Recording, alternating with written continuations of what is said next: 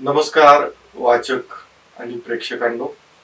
आज आपण पुस्तक परिचय याचा दुसरा भाग, त्याच्यामध्ये आज आपल्या सोबत आहेत प्रसिद्ध लेखक देवेंद्र शिरूरकर आणि त्यांचं प्रसिद्ध कादंबरी आहे विक्रम अँड बेताळ ॲट हैबतपूर. अत्यंत आधुनिक युगातली कादंबरी आणि अशाच पद्धतीचं टायटल असणार हे पुस्तक जरी असलं तरी हे पुस्तक मूलतः ग्रामीण शेती पार्श्वभूमी आपल्याला महाराष्ट्रातील काय परिस्थिती आहे याचं दर्शन घडवतं. या संदर्भात आज आपण देवेंद्र शिरूरकर यांच्यासोबत गप्पा मारणार आहोत. देवेंद्र शिरूरकर हे प्रसिद्ध ब्लॉगर आहेत, लेखक आहेत, पत्रकार आहेत. गेले 20 वर्षाची त्यांची पत्रकारितेची कारकीर्द आहे. या संपूर्ण कालखंडामध्ये त्यांनी आधुनिक परिप्रेक्ष्यातून महाराष्ट्राच्या शेतीमध्ये कशा पद्धतीनं बदल झालेले आहेत, त्याचबरोबर स्वतः घरामध्ये शेतीची पार्श्वभूमी असल्यामुळे कशा पद्धतीनं शेतीचा व्यवसाय पारंपरिक पठडीतनं आधुनिकतेकडे कसा सरकत आहे हे त्यांनी जवळनं घात पाहिलेलं आहे. त्यामुळे आज आपण देवेंद्रजींशी या त्यांच्या कलाकृतीबद्दल गप्पा मारणार आहोत. मी आकांक्षाजींना अशी विनंती करतो की त्यांनी आपला पहिला प्रश्न विचारावा. तर सर, सर्वप्रथम तर तुमचं खूप खूप स्वागत. सगळ्यात आधी आम्हाला तुमच्या थोडक्यात बॅकग्राऊंड विषयी सांगा आणि शेती या विषयाशी किंवा या पुस्तकाच्या म्हणजे ही कन्सेप्ट तुम्हाला कशी सुचली की हे पुस्तक आणि शेती या विषयाची सर्वप्रथम संबंध तुमचा कधी आला? मुळामध्ये मी स्वतः शेतकरी कुटुंबातला आहे आणि पिढ्यानपिढ्या ज्या पद्धतीचं शेती शेतकऱ्यांच्या समस्या ह्याबद्दल सगळं जे बोललं जातं, चर्चेले जातं आणि प्रत्यक्ष त्यातलं वास्तव असं हे आम्ही भोगतच आलेलो आहोत. त्यामुळं काही नवीन गोष्ट नव्हती आणि साधारणतः मी शेतकरी कुटुंबातलाच असल्यामुळं आणि हे पाहत आलेलो असल्यामुळं की शेती हा व्यवसाय मुळामध्ये तो आपल्याकडे व्यवसाय आहे की नाही हे मी नंतर सांगेल. मुळामध्ये हा घाट्यात जाणारा धंदा आहे, तोट्यातला व्यवसाय आहे आणि भरपूर शेती असताना सुद्धा शेतकऱ्याची जी काही विपन्न अवस्था आहे, दारिद्र्य अवस्था आहे, ह्या सगळ्याबद्दलचं कधीतरी 10, 15, 20 वर्षापासूनचं जे काही माझं चिंतन आहे, जे काही मला वाटलं त्यातून मग मी हा विषय आणला. देवेंद्रजी, तुमची ही कलाकृती संपूर्ण चित्रण करते मराठवाड्यातलं शेती आणि त्याच्या भोवती असणारं राजकारण आणि सर्वात महत्वाचं म्हणजे साखर कारखानदारी आणि सहकाराचं राजकारण किंवा राजकारणातले सहकाराशी निगडीत असणारे प्रवाह. तर हा जो काही विषय आहे आणि आज वेगवेगळ्या पक्षातल्या लोकांवरती आरोप केले जात आहेत की सहकाराचा साखर कारखाना संबंधित नेत्याने गिळंकृत केला वगैरे वगैरे, तर याच्याकडं एक साहित्यिक म्हणून तुम्ही कसं पाहता? मुळामध्ये साहित्यिक वगैरे म्हणून पाहता असं आपण म्हणण्यापेक्षा आपण एक साधारणतः आपल्याकडं हे माहिती आहे की शेतीला आर्थिक आधार देण्यासाठी म्हणून जे काही सहकारी तत्वावर चळवळ सुरू झाली, सहकारी तत्वावर काही साखर कारखाने निघाले, काही सूतगिरण्या निघाल्या त्या काळामध्ये. म्हणजे अगदी आशिया खंडातला पहिला कारखाना आपल्या इथे नगरला, अहमदनगरला उभा राहिला आणि त्यानंतर ती साधारणतः महाराष्ट्रभरात सहकारी तत्वावर शेतकऱ्यांच्या सामूहिक मालकीचा असे साखर कारखाने उभे राहिले. शेतकऱ्यांना 4 पैसे मिळतील, शेतकऱ्यांचा ऊस जाईल, साखर निर्माण होईल वगैरे. नंतरच्या काळामध्ये राजकीय परिप्रेक्ष्यातून आपल्याला असं लक्षात येते की राजकीय पक्षांनी आणि एकूण राजकीय नेत्यांनी हे सगळी सहकार चळवळ संपवली, तोडली सहकार चळवळ आणि सहकारी चळवळीतून जी काही एक यंत्रणा निर्माण झाली होती तिचं खाजगीकरण सुरू झालं आणि सहकारी साखर कारखाने खाजगी झाले आणि शेतकऱ्यांचा उरलं जे काही आहे, उरलं जे काही स्वातंत्र्य आहे, राजकीय स्वातंत्र्य, ते त्या अर्थाने नष्ट झालं. थोडक्यात सांगता येईल मला असं. आत्ता देखील महाराष्ट्राचा जो राजकीय केंद्रबिंदू आहे तो पश्चिम महाराष्ट्राकडून बऱ्याच अंशी तो मराठवाड्याकडे सरकलेला आहे. मग त्याचं जातीनिहाय असणारं राजकारण आणि त्याच्या भोवती फिरणारं सगळं नेतृत्व, या सगळ्या गोष्टी तुम्ही आपल्या कादंबरीमध्ये मराठवाड्यातलं जातीनिहाय राजकारण झालं किंवा त्याचा असणारे शेतीशी संबंध, या सगळ्या गोष्टी तुम्ही आपल्या कादंबरीतनं कशा पद्धतीनं मांडलेलं आहे त्याच्याबद्दल जरा आम्हाला प्रेक्षकांना सांगा. तर मला साधारणतः म्हणजे मला आतापर्यंत जिथे जिथे कुठे मला एक प्रश्न विचारण्यात आले तर त्यावेळी साधारणतः विक्रम अँड वेताळ आठ हैबतपूर म्हणजे हैबतपूर नावाचं जे माझं मी कादंबरीमध्ये जे काही एक वर्णन केलेलं किंवा त्याचे चित्र मांडलेलं ते गाव आहे, ते ऍक्च्युली प्रत्येक महाराष्ट्रातल्या प्रत्येक मतदारसंघामध्ये किंवा प्रत्येक जिल्ह्यामध्ये असं ते चित्र दिसून येतं. ते प्रातिनिधिक आहे.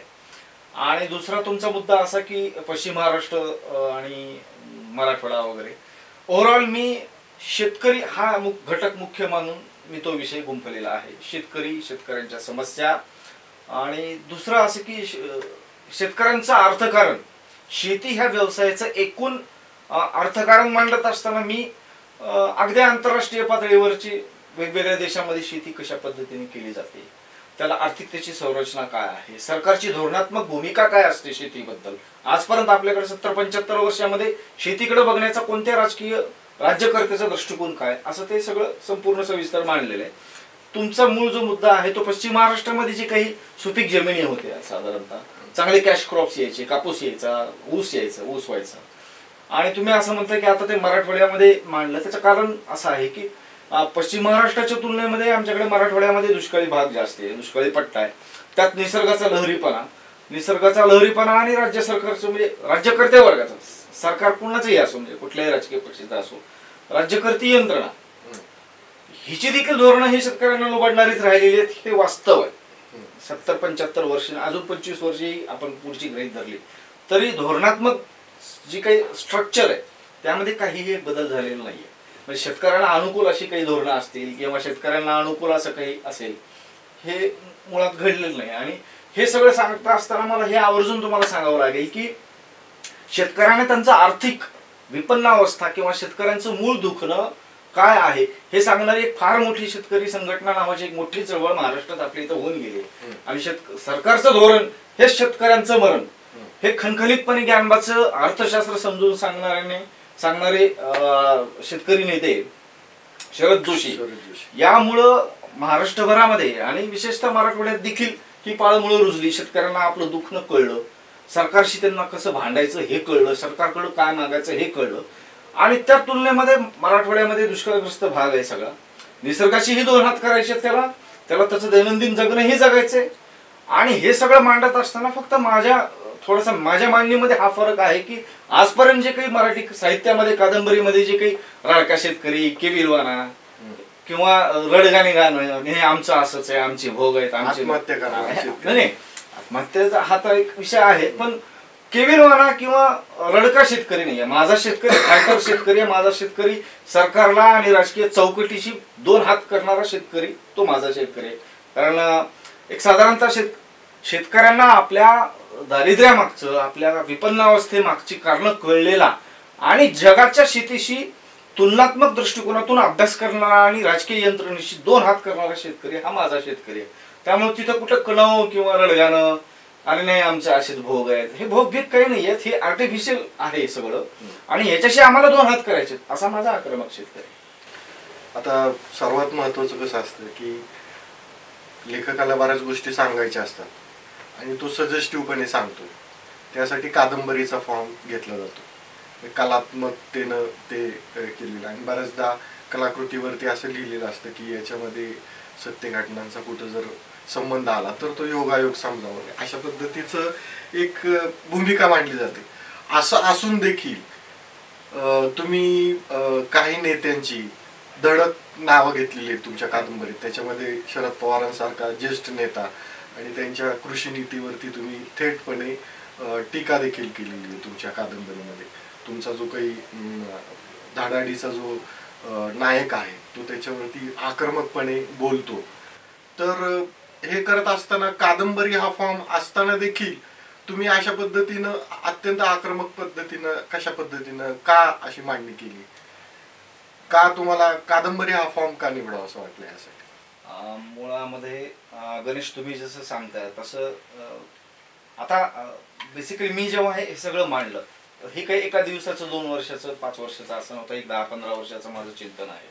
आणि दुसरं असं की मी सुरुवातीला जसं सांगितलं तसं मी निव्वळ उगी कथानक किंवा काय त्याचा फुलोरा थोडंसं काय साहित्यिक अंगाने जे जे काही जे आदर्श कादंबरीमध्ये जसं असतं तसं काही माझ्या ह्याच्यात नाहीये, हे मी प्रांजळपणे मान्य करतो. मी लिहिल्यानंतरही मला एक दोघांनी विचारलं की अरे यात कादंबरी कुठे आहे, म्हणजे ह्याला कादंबरी म्हणायचं का नाही. मलाही त्यावेळेस फारसं काही एकदम सुचलं नाही की अरे हे काय कादंबरीमध्ये. आणि दुसरी गोष्ट अशी की तुम्ही म्हणाला तुमचा मुख्य प्रश्न मला लक्षात आला, तो तुम्ही शरद पवारांचं डायरेक्टली नाव विचारलं. मी नरेंद्र मोदींचे नाव थेटपणे घेतलेले त्यामध्ये.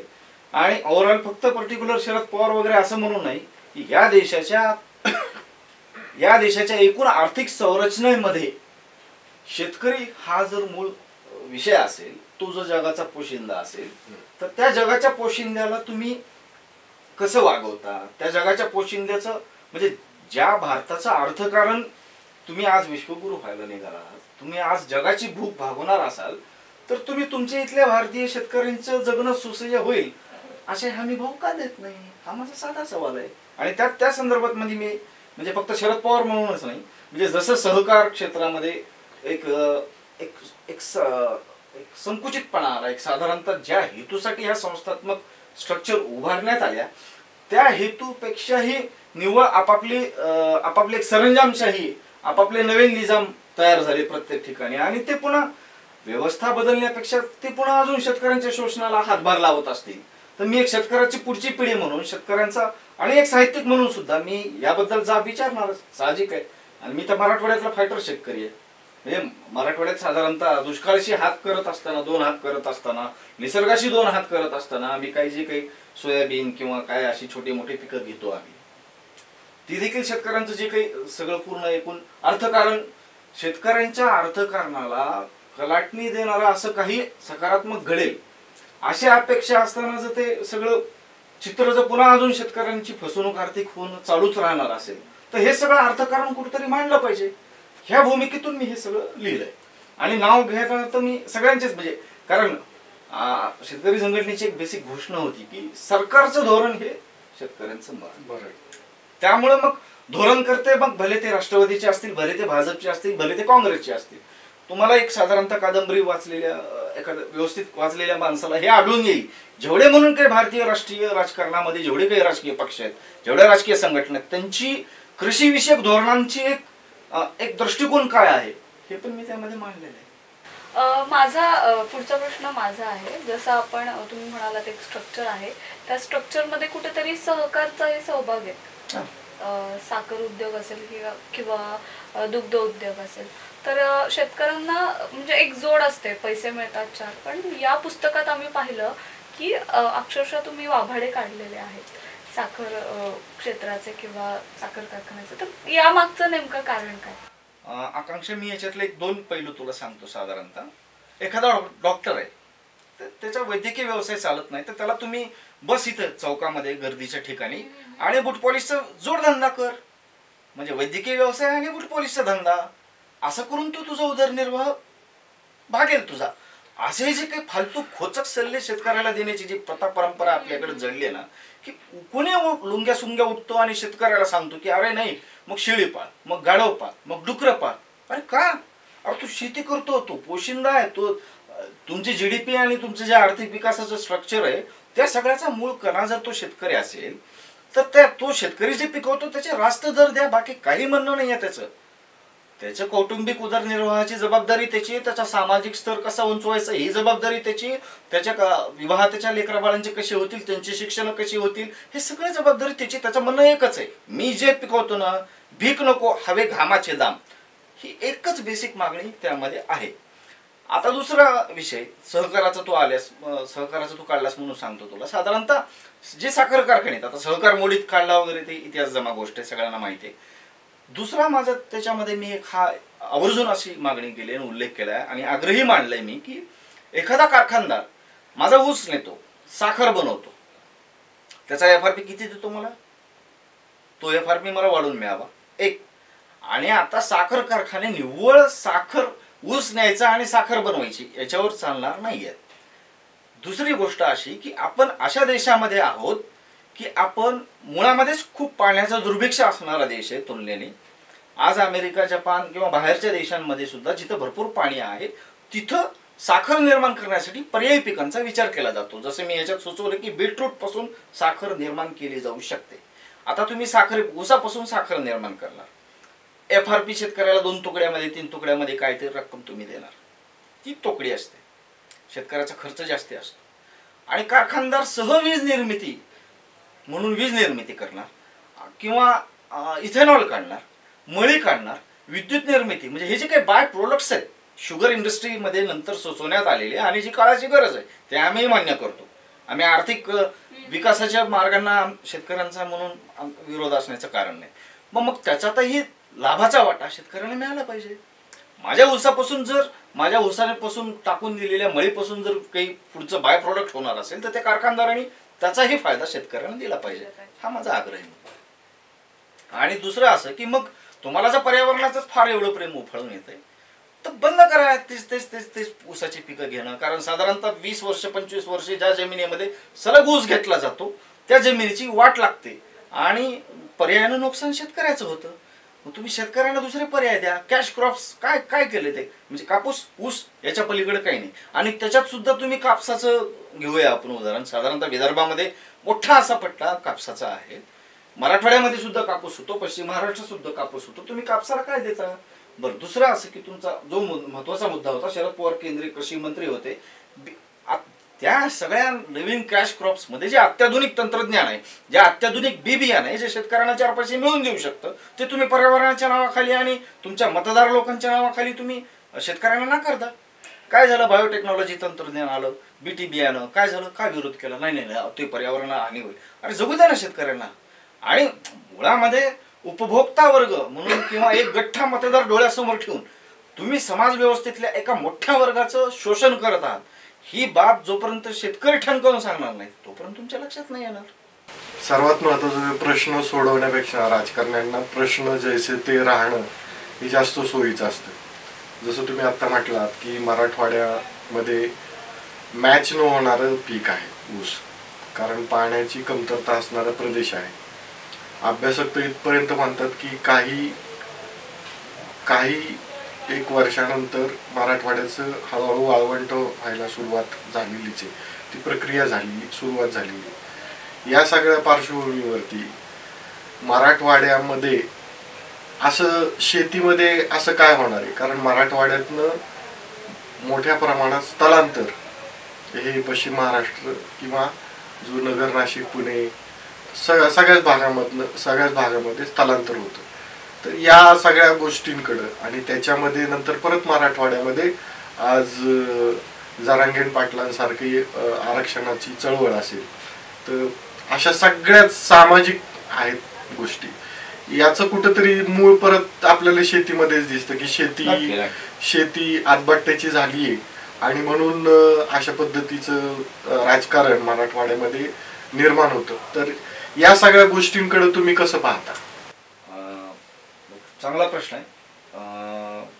ही कादंबरी ते ह्या सगळ्याकडे मी कसा पाहतो आणि ह्या सगळ्याकडे पुढच्या शेतकऱ्यांनी कसं पाहायला पाहिजे एक साहित्यिक म्हणून, आणि लेखकांनी सुद्धा आता रडगाणे सोडून कसं विचार करायला पाहिजे, असं थोडंसं माझा एक प्रयत्न आहे. तुमचा पहिला प्रश्न असा आहे, प्रादेशिक असंतुलनाचा मुद्दा तुम्ही उपस्थित केला. गेल्या 30, 35, 40, 50 वर्षामध्ये मुंबई म्हणजे ठराविक अशी विकासाची मोजकी बेट तुम्ही तयार केली. मुंबई असेल, पुणे असेल, तिकडे नाशिक असेल, तिकडे नागपूर असेल, इकडे काय कोल्हापूर किंवा काय अजून. हे संतुलन कशासाठी? आणि ह्याचा एक महत्वाचं खूप मोठं असं उदाहरण म्हणून मी त्याच्यात बारामतीचा उल्लेख केला. तुम्ही वाचल्यावर कदाचित तुमच्या लक्षात येईल. अवतीभोवतीच्या निधीवर बळून आणायचा आणि एका ठिकाणी होतायचा आणि त्याला विकासाचं उत्तम प्रारूप म्हणून त्याचा गवगवा करायचा. ते विकास नाही. मुळामध्ये गेले 40, 50, 60 वर्षांमध्ये हे जे प्रादेशिक विकासाचं जे असंतुलन राहिलेले, त्यामुळे मग नाईलाजानं होणारी स्थलांतर. म्हणजे मला आठवतं की आज तू जर समजा साधारणतः मराठवाड्यासारख्या भागामध्ये असशील, तू तिथले मूळचे आहेस आणि तू ज्या पद्धतीचं शिक्षण घेतलेलं आहेस त्या पद्धतीचा रोजगार जर तुला तिथं स्थानिक पातळीवर जर मिळणार नसेल तर तो नाईलाजाने बाहेर पडणार. म्हणजे जसे बीड जिल्ह्यामध्ये व्यवसायामुळे ऊसतोड मजूर साधारणतः बाहेर पडतात त्या व्यवसायामुळे, तसं साधारणतः त्या भागामध्ये काही विकासच नसेल, काही औद्योगिक केंद्र नसतील काही. आणि सगळ्यात महत्वाचं म्हणजे जिथं ज्या भागामध्ये जे पिकतं त्याचे प्रक्रिया उद्योग कधीच आपल्याकडे नसतात. म्हणजे विदर्भाच्या कापसावर सगळ्या सूत कारखाने सगळे इचलकरंजीला, ऊस नागपूरचा, ऊस कापूस चंद्रपूरचा, नागपूरचा, म्हणजे जसं ऊस सगळीकडचा, कारखाने पश्चिम महाराष्ट्र. हा जो काही सगळा असंतुलनाचा जे काही एकूण प्रकार आहे, विदर्भातल्या कापसावर प्रक्रिया करणारे उद्योग कुठं 500 किलोमीटरला. हे कसला आधुनिक महाराष्ट्र, हे कसला विकास आहे? हे सगळी उलटी गंगा आहे, याला विकास नाही म्हणू शकत आपण. साधारणतः प्रादेशिक असंतुलनाचा जो विषय आहे तो आमच्या इथे मराठवाड्यात आहेच. 40-50 वर्षांमध्ये जो काही अनुशेष राहिला विकासाचा, ठीक आहे तुम्ही म्हणता वाळवंटीकरण वगैरे, माझा पर्यावरणवाद्यांचे मला फार काही कळवळा नाहीये.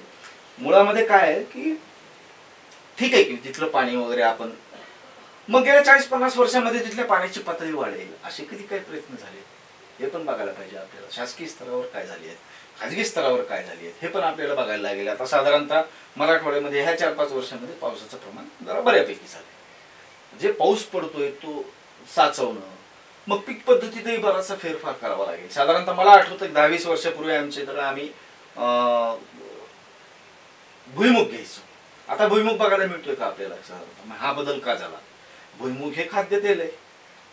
आता सोयाबीन आहे, सोयाबीन म्हणून सुरुवातीला सांगितलं, पहिले 3-4 वर्ष चांगला भाव गेला, शेतकऱ्यांना मोठ्या प्रमाणात सोयाबीन प्यायला लावलं आणि आता सोयाबीनचे भाव पाडले. आणि आता शेतकरी 4-4 दिवस केंद्रांच्या बाहेर उभे आहेत तरी देखील त्यांचं सोयाबीन स्वीकारलं.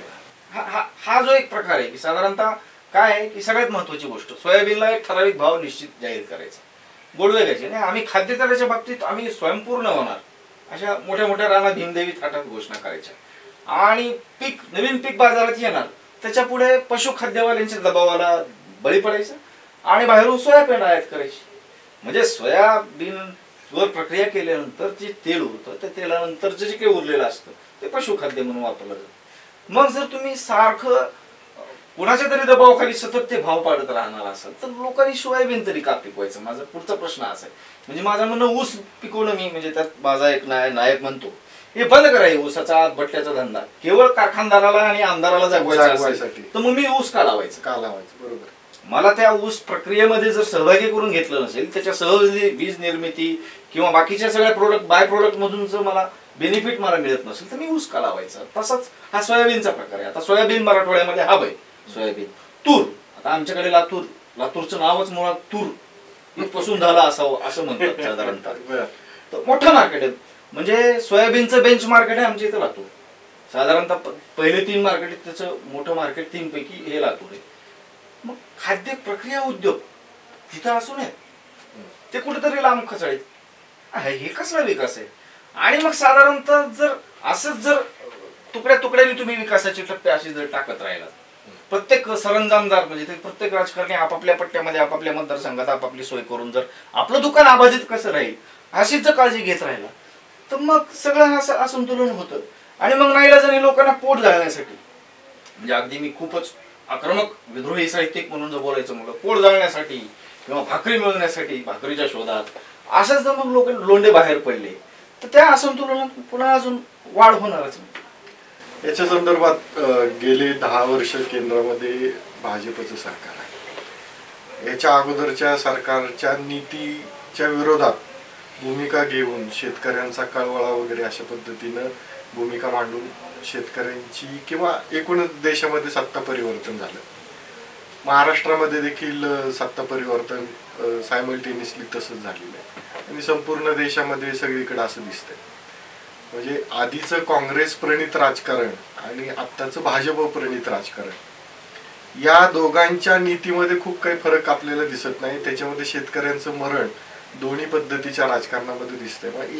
याच्यामध्ये आपल्याला तुम्हाला असं जाणवत नाही का की ही जी काही शेतकऱ्यांचा उद्धार करण्यासाठी असणारी जी एक राजकीय स्पेस आहे तीच संपून गेली आहे असं तुम्हाला वाटत नाही का? कारण आता काही दिसतच नाही की मग शेतकऱ्यांनी आता विरोधक किंवा त्यांची भूमिका मांडणार अशा पद्धतीच्या चळवळी देखील आज महाराष्ट्रामध्ये दिसत नाहीये. की जे शेतकऱ्यांच्या बद्दल खूप आक्रमकपणे भूमिका मांडतील. राजू शेट्टींचं जे होतं त्याच्यात पण फूट पडली. तर अशा ज्या काही चळवळी होत्या त्या संपूर्ण त्याच्यामध्ये फूट पडून त्या तितर-बितर झालेल्या आपल्याला दिसतात. ती एक स्पेसच आपल्याकडे राहिलेली नाहीये महाराष्ट्रामध्ये. तर याच्या संदर्भात तुम्हाला काय सांगायचं? नाही, तुमचा प्रश्न अगदी चांगला आहे. त्याच्या आधी मी तुमच्या आदल्या प्रश्नाचं उत्तर देतो. साधारण तुम्ही मगाशी जरांगे पाटील किंवा काय हा सगळा उल्लेख केला. मुळामध्ये मी मराठवाड्यातली जे मराठा आरक्षणाचा जो काही चळवळ आहे, संघर्ष म्हणजे ती जे काही संघर्ष सुरू आहे तो प्रश्न देखील शेती प्रश्नाशी निगडीत आहे असंच मी पहिल्या दिवसापासून मानतो. तीच माझी स्पष्ट भूमिका आहे. कारण शेतीचे झालेले तुकडे, तो न परवडणारा व्यवसाय आणि बाहेरून त्याला कितपत आपण बाहेरून म्हणजे एखादा भाऊ शेतीमध्ये दुसरा भाऊ कुठेतरी नोकरी करतोय आणि त्यांनी बाहेरून काहीतरी पुरवायचं, खतं बितं घेऊन द्यायचे, मग त्या जोरावर ह्याने काय 2 एकर मध्ये काय जे पेरायचं आणि तिथून मग ते सरकारने नाडून उरल्यानंतर शेतकऱ्याकडे काय जे काही 4 पैसे पदरात पडतील आणि त्याला पुन्हा तुम्ही अजून ते भावांतरण हे ते असे फालतू गोष्टी बोलणार. हे असं सगळं उलटा प्रवास एक. आता तुमचा दुसरा जो महत्वाचा प्रश्न आहे की साधारणतः तुम्ही विचारलं असं की ह्या सगळ्यामध्ये स्पेस वगैरे, मुळामध्ये तुमच्या त्या शब्दाला माझा आक्षेप आहे. शेतकऱ्यांचा उद्धार वगैरे करणारे हे कोण असं माझं म्हणणं. म्हणजे तुम्ही एकूण अर्थव्यवस्थेमध्ये सगळ्यात महत्वाची गोष्ट असणारा जो शेतकरी, माझा असंही म्हणणं नाही माझ्या कादंबरीमध्ये त्याच्याकडे फार उदारमतवादी दृष्टिकोन, हा जगाचा पोशिंदा वगैरे असं मी बळीराजा हे साहित्यातून आलेले थोतांड शब्द आहेत. माझा त्यावर विश्वास नाही प्रांजळपणे. तो व्यवसाय आहे, त्याकडे व्यावसायिक दृष्टिकोनातून बघा आणि त्याचा व्यवसाय त्याला उत्तमरित्या करून 4 पैसे त्याला मिळतील, त्याला माणूस म्हणून व्यवस्थित जगता येईल, त्याचे प्रश्न तो सोडवेल. तुम्ही फक्त भाव द्या. म्हणजे सोयाबीनला तुम्ही 4,200 रुपये 4,500 रुपये असे डिक्लेअर करायचे. शेतकऱ्याला ते 3738 रुपयाला आडतीवर नेऊन विकावं लागायचं. हा जो 700-800 रुपयाचा भाव, हा जो लॉस आहे, हा कसा काय सहन करायचा? साधारणतः त्याचा उत्पादन खर्च वाढलेला आहे आणि त्यात पुन्हा तुम्ही निवडणूक जवळ आली की भावांतर योजनेचे वगैरे काहीतरी गप्पा मारायच्या. दुसरं असं एकूणच तुमचा मूळ जो प्रश्न आहे गणेशराव, मी त्या प्रश्नावर येतो की एकूणच सगळ्या राजकीय पक्षांना मूळ प्रश्न सोडवण्यापेक्षा रेवड्या वाटण्यामध्ये इंटरेस्ट जास्त. लाडका शेतकरी नाही, शेतकरी लाडका वगैरे तिथे नाही, लाडकी बहीण, लाडका भाऊ, लाडका काका, लाडका पुतण्या, हे जे काही भ्रामक जे काय सगळं काही भंपकपणा चालू आहे, ह्याला मी ऍक्च्युअली ह्याला सत्ताकारण म्हणूया, ह्याला राजकारण म्हणण्यापेक्षा आपण हे सत्तेसाठी सगळं चालू आहे.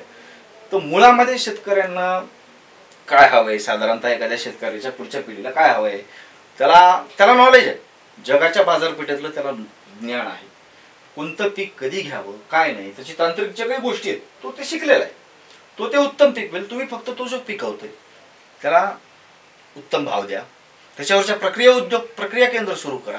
बरं, तो स्वतः प्रक्रिया उद्योगाचं ज्ञान घेतलेला आधुनिक शेतकरी आहे, तो काय म्हणजे असं नाही आहे की त्याला तुम्ही सगळंच काही पुरवायला हवंय. त्याला उत्तम नॉलेज आहे, तो शेतकरी उत्पादक कंपन्या चालवू शकतो, तो जगभरातल्या बाजारपेठेचा अभ्यास करून त्याला काय पिकवायचंय, काय कसं घ्यायचंय, कोणत्या किती कमी पाण्यामध्ये कोणती पिकं येऊ शकतात, पर्यावरण, ह्या सगळ्या गोष्टी त्याला येतात, ज्ञात आहेत. तुम्ही कोण त्याला जगवणार आहे, तुम्ही कोण त्याचा उद्धार करणार आहे, गरज नाही. म्हणजे हे फार भ्रामक असं जे काही चित्र तयार केलं, मायबाप सरकार, अरे मायबाप कसले सरकार, मायबाप तो शेतकरी आणि मग तो पिकवतो, फक्त त्याच्याकडे माणूस म्हणून बघा आणि त्याचा व्यावसायिक दृष्टिकोन त्याचा स्वीकारा. शेतीमध्ये हा व्यावसायिक दृष्टिकोन आला पाहिजे. आता तुम्ही तुमच्या मुद्द्यावर येतो, मी काँग्रेस काय किंवा काँग्रेसला साधारणतः तरी कृषी धोरणाचा अभ्यास केला मी साधारणतः आणि आर्थिक प्रारूपाचा अभ्यास केला. काँग्रेसकडे असं काही स्वतःचं धोरणच नव्हतं आणि काँग्रेसकडे शेतीचंच नाही, आता जाता सांगायला हरकत नाही, शिक्षण असो, आरोग्य असो, सार्वजनिक व्यवस्था असो, आपल्या ह्या बाबतीत काँग्रेसकडे असं स्वतःचं काही धोरणच नव्हतं. ते सबगोलंकार होतं. निवडणूक जिंकण्यासाठी म्हणून जे करता येईल ते सगळे तोही माझा, तोही माझा, तोही माझा असं करून पुढे सरकायचं, सत्ता मिळवायची आणि लोकप्रिय घोषणा करून फ्रीबीज वाटायचं. आता त्याचा पुढचा आविष्कार आहे हा. आता त्यांनी काय केले का, आता नाव ठेवून दिले, हा लाडका भाऊ आहे, हा लाडका दाजी आहे, लाडकी बहीण आहे, लाडकी आई आहे, काही दिवसांनी लाडक्या 2 बायका वगैरे, असं काय ते काय म्हणजे हे म्हणजे तुम्हाला कष्ट न करता तुम्हाला फक्त एक गठ्ठा मतदान पडावं म्हणून तुम्ही निवडणुकीच्या तोंडावर किंवा ओव्हरऑल तुम्ही लोककल्याणकारी योजना म्हणून तुम्ही ते जर राबवताय. दुसरा आमचा अजून असा एक मी असा आग्रह धरलाय की मी गहू पिकवतो, माझे एवढे भाव सरकारने हमी भाव द्यावेत, फुकट वाटा आमचं काही म्हणणं नाही आहे शेतकरी वर्गाचं. तुम्ही काय लोककल्याण करायचं तुम्हाला म्हणजे किती हा विरोधाभास आहे की एकीकडे तुम्ही सांगायचे की 80 कोटी लोकांना आम्ही महामारीच्या काळामध्ये जगवलं, म्हणजे एका मोठ्या उत्पादक वर्गाला लुबाडलं आणि 80 कोटी लोक जगवले. तर हे कसं जगवलं? म्हणजे एका वर्गाला उपाशी मारायचं आणि दुसऱ्या वर्गाचं पोट भरायचं. आमचं म्हणणं एवढंच आहे की उत्पादक वर्गाला त्याच्या कामाचे भाव मिळाले पाहिजेत, रास्त त्याला तंत्रज्ञान माहिती आहे, तो पिकवेल, ते रोख भावाने विकत घ्या आणि मग काय दानधर्म करायचा, तुम्हाला विश्वगुरु व्हायचा अख्ख्या जगाला काय करायचे ते करा, आमचं काही म्हणणं नाही. ही भूमिका असणारा उद्याच्या पिढीतला माझा फायटर शेतकरी. माझ्या शेतकऱ्याकडे कुठं रडगाणं नाहीये, केविलवानं म्हणजे काय केविलवानं काही भांडवल नाहीये, अनुकंपा नाहीये, तुला काही अपेक्षा नाहीये, तो लढाऊ आहे. तो तुम्ही वाचली असेल कादंबरी, साधारणतः तो आहे त्या ग्रामीण भागातल्या ग्रामीण राजकारणातल्या ज्या जातीय चौकटीत त्याचा फायदा घेऊन तो आहे त्याच पैलवानांना टफ देतो, फाईट देतो, असा तो लढाऊ शेतकरी मी रेखाटलाय. तर आपण आता पाहिलं एक राज्य पातळीवरचं चित्र, देश पातळीवरचं चित्र, पण या सगळ्यामध्ये ग्रामीण राजकारणाचा पण बराचसा प्रभाव असतो शेतकऱ्यांवरती. आणि तुमच्या पुस्तकामध्ये तुम्ही अगदी बारीक सारीक गोष्टी लिहिलेल्या आहेत ग्रामीण राजकारणाबद्दल. तर मग ते कसं काय जमलं आणि सगळं जुळवून कसं आणलं तुम्ही? नाही, मुळामध्ये आता त्याचं दुसरं कारण असं की मी साधारणतः मी राज्यशास्त्राचा विद्यार्थी आहे आणि योगायोगाने पत्रकारितेत आहे आणि माझी जी बौद्धिक म्हणजे मी मानतो असं की माझी जी बौद्धिक जडणघडण आहे ती शेतकरी संघटनेच्या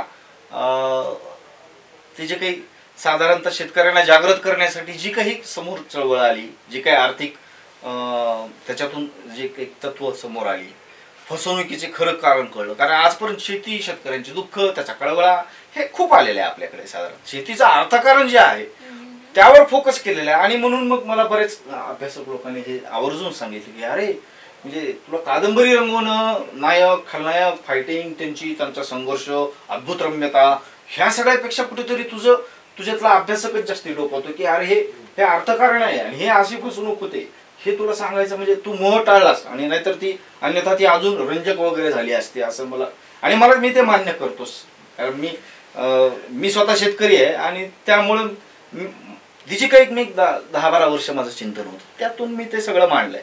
आणि ग्रामीण राजकारणातले बारकावे वगैरे असं तू जे सांगितलं साधारणतः, तर मुळामध्ये शेतकरी, ग्रामीण भागातला शेतकरी, आपल्याकडे भारतामध्ये आकांक्षा वर्ग जाणीव नाहीये आणि विशेषतः शेतकऱ्यांमध्ये वर्ग जाणीव नाहीये. म्हणजे शेतकऱ्याला आपली फसवणूक करणारे लोक कळतात, ते आपलेच असतात, ते जात भयी असतात, आपले चावतीभोवतीचे असतात आणि काही ठराविक लोकच वर्चस्व गाजवून शेतकऱ्यांच्या आर्थिक संसाधनावर त्यांची मालकी असते. त्यामुळे तो कसा नाडवला जातो हे गेल्या 40-50 वर्षात बऱ्याचशा साहित्यिकांनी सुद्धा उत्तम सुंदररित्या मांडलंय. मी फक्त आता त्या पुढची अशी जोड देत आली की माझा शेतकरी फायटर आहे, लढाऊ आहे, त्याला रडगाणं नाही आहे आणि त्याला ग्रामीण राजकारणाची खूप उत्तम जाण आहे. शरद जोशींचं ज्ञानबाचा अर्थशास्त्र पचवलेला आणि पुढच्या 20-25-50 वर्षामध्ये ज्या पद्धतीने शेतकऱ्याला सगळ्या यंत्रणांशी तोंड द्यायला हवंय ते सगळं अवगत केलेला हा तो शेतकरी आहे. त्यामुळं मग त्याची ग्रामीण राजकारणावरही पकड असणार किंवा राजकारणी ग्रामीण भागामध्ये ज्या पद्धतीने जातीय स्ट्रक्चर बांधतात, संस्थात्मक काही लोक आपल्याकडे घेणं, एकमेकांवर ते शह देणं आणि ह्या सगळ्या खूबी ग्रामीण भागातल्या मला करता आल्या. तर आपण आज देवेंद्र शिरूरकर यांच्या विक्रम अँड वेताळ ॲट हैबतपूर या पुस्तकाविषयी जाणून घेतला. आजचा भाग तुम्हाला कसा वाटला हे आम्हाला कमेंट बॉक्समध्ये नक्की सांगा आणि अशाच माहितीपूर्ण कादंबऱ्यांच्या विश्लेषणासाठी, पुस्तक परिचयासाठी आमच्या सिविक मिररच्या यूट्यूब प्लॅटफॉर्मला सबस्क्राईब करायला विसरू नका. सर, या कार्यक्रमामध्ये सहभागी झाल्याबद्दल खूप खूप धन्यवाद आणि पुढील वाटचालीसाठी आमच्याकडून तुम्हाला खूप शुभेच्छा. धन्यवाद सर.